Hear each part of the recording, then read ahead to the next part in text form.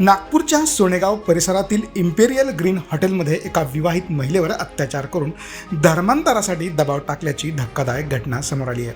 जमीन व्यवहाराच्या बहाण्याने बोलावून मुख्य आरोपी अय्याज मदार यांनी पीडितेला गुंगेचे औषध पाजून अत्याचार केले आणि त्याचे चित्रीकरण करून 3 लाख रुपयांची खंडणी उकळली. या कृत्यात अमीर शेख यांनीही साथ दिल्याचं समोर आलं आहे. या प्रकरणी पीडित महिलेने सोनेगाव पोलीस ठाण्यात तक्रार दाखल केली असून पोलिसांनी दोन्ही आरोपींना अटक केली आहे. आरोपींवर अत्याचार, खंडणी आणि ब्लॅक मॅजिक ॲक्टसह विविध गंभीर कलमान्वये गुन्हा दाखल करण्यात आला असून या घटनेने शहरात मोठी खळबळ उडाली आहे. सर, नेमकी काय घटना नोंद झालेली आहे आणि पोलीस तपासात काय झालेलं आहे, किती जणांना अटक करण्यात आहे?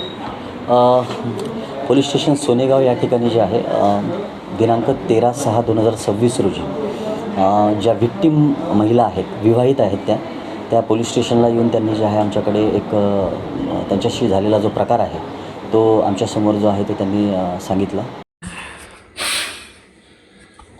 الله أكبر الله أكبر الله أكبر الله أكبر أشهد أن لا إله إلا الله أشهد أن لا إله إلا الله أشهد أن محمد رسول الله أشهد أن محمد رسول الله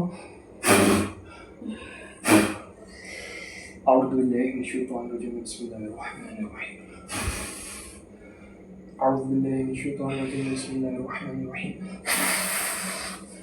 أعوذ بالله من الشيطان الرجيم بسم الله الرحمن الرحيم أعوذ بالله من الشيطان الرجيم أعوذ بالله من الشيطان الرجيم أعوذ بالله من الشيطان الرجيم أعوذ بالله من الشيطان الرجيم بسم الله الرحمن الرحيم قل أعوذ برب الفلق من شر ما خلق ومن شر غاسق إذا وقب ومن شر النفاثات في العقد ومن شر حاسد إذا حسد بسم الله الرحمن الرحيم قل أعوذ برب الفلق من شر ما خلق ومن شر غاسق إذا وقب ومن شر النفاثات في العقد ومن شر حاسد إذا حسد قل أعوذ برب الناس ملك الناس إله الناس من شر الوسواس الخناس الذي يوسوس في صدور الناس من الجنة والناس.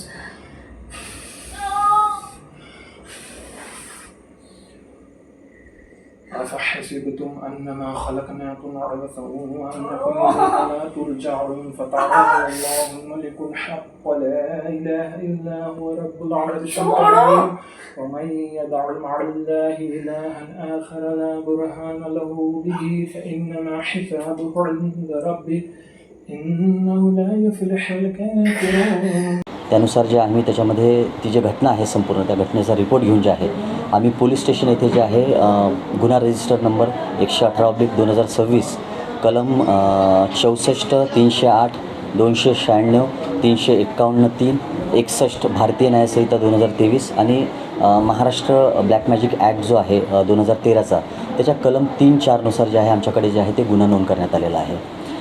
यामध्ये जे आहे आमच्या पोलीस स्टेशन हद्दीमधील जे आहे जे हॉटेल आहे इम्पेरियल हॉटेल या ठिकाणी जे आहे विक्टीम आणि यामधील जो मुख्य आरोपी आहे अय्याज मदारे म्हणून यांचे जे आहेत शारीरिक संबंध जे आहेत या ठिकाणी 8 फेब्रुवारी 2025 रोजी जे आहेत ते झालेले आहे. या घटनेमध्ये जे आहे जे फिर्यादीने नमूद केलेलं आहे त्यामध्ये तिने आमच्याकडे जे आहे एक काढलेला जो व्हिडिओ आहे त्या मुलासोबत आरोपीसोबत तो आमच्याकडे प्रेझेंट केलेला आहे. त्याच्यानुसार जे मी सांगितलं आपल्याला की ब्लॅक मॅजिक ॲक्टचे आपण सेक्शन त्यामध्ये लावलेलं आहे.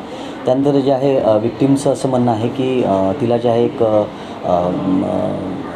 MP म्हणजे मध्य प्रदेश राज्यातील एका ठिकाणी जे आहेत तो मुलगा जो आहे तो घेऊन गेला होता, ते सोबत गेलेले होते आणि त्या ठिकाणी जे आहे तिचं जे आहे कन्व्हर्जन जे आहे केलं असल्याची जे आहे विक्टीम बोलते आहे आणि त्यानंतर निकाह लावल्याचं नाही का निकाह लावल्याचं जे आहे ती त्या ठिकाणी जे आहे ती बोलते आहे. यामधला जो मुख्य आरोपी आणि जे पीडित आहे हे दोघंही एकमेकाशी परिचित आहेत.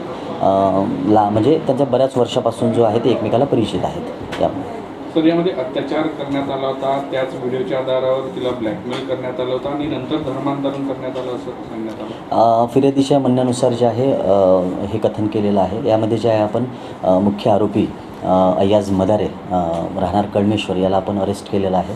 त्याचबरोबर जे आहे त्याला सहकार्य करणारा त्याचा मित्र यालासुद्धा अमीन शेख नावाचं यालासुद्धा आपण या ठिकाणी जे आहे अरेस्ट केलेलं आहे. आणि आपल्या याच्यामध्ये जे आहे जे फिर्यादीचं म्हणणं आहे, जे पीडितेचं म्हणणं आहे, त्या अनुषंगाने जे आहे आपण सखोल तपास जो आहे तो वरिष्ठांच्या मार्गदर्शनामध्ये सुरू आहे. सर किती आरोपी आहे नेमके?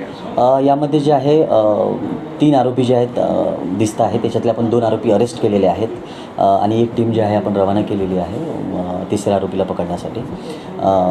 तर याच्यामध्ये सखोल ज्या ज्या काही गोष्टी निघतील, जे काही याच्यामध्ये आम्हाला पुरावे मिळतील त्यानुसार आम्ही सखोल याच्यामध्ये तपास सुरू आहे. सर एका म्हणजे अत्याचाराचा आरोप आणि बाकी 2 आरोपींचा काय सहभाग? दुसरा जो आहे मित्र, त्याचा मित्र आहे, जवळचा मित्र आहे. तर तिचं असं म्हणणं आहे की त्या मित्राने जे आहे तिला जीवे मारण्याची धमकी दिली आणि ज्या वेळेला तिला त्या ठिकाणी घेऊन गेलेत मध्य प्रदेशच्या ठिकाणी, तो त्या ठिकाणी तो ऑलरेडी हजर होता. म्हणजे त्याने जे आहे त्या गुन्ह्यामध्ये जे आहे सहकार्य केल्याचं प्रथमदर्शनी जे आहे ते दिसत आहे. सर नेमकं काय घडलं तिथं धर्मांतरणाचा कशा पद्धतीने?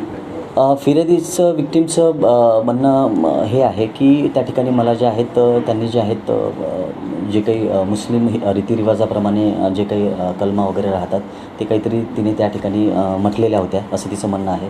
आणि त्याच्यानंतर तिचा निकाह लावण्यात आलेला होता हे सुद्धा तिने सांगितलेलं आहे. सर कबूल आहे ह्या शब्दाचा उल्लेख आहे? ती विक्टीम जी आहे ती बोलते आहे त्या पद्धतीने. तर हा जे आहे अधिक जे आहे आता आम्ही त्याच्यामध्ये सखोल तपास करणार आहोत. तर हे नेमकं जे मध्य प्रदेशमध्ये घडलेली घटना आहे तिथे नेमकं काय होतं आणि कुठे हे सगळं धर्मांतरण घडल्याचा प्रकार? त्या ठिकाणी आपण टीम रवाना केलेली आहे. नेमकं काय त्या ठिकाणी चालते तर त्या अनुषंगानं आपण जे आहे त्या सर्व गोष्टी ज्या आहेत तपासामध्ये व्हेरीफाय करणार आहोत. सर याच्यात किती जणांना अटक आहे? आता सध्या आपण 2 आरोपींना जे आहेत ते आपण गुन्हा दाखल करतेवेळेस आपण अटक केलेला आहे.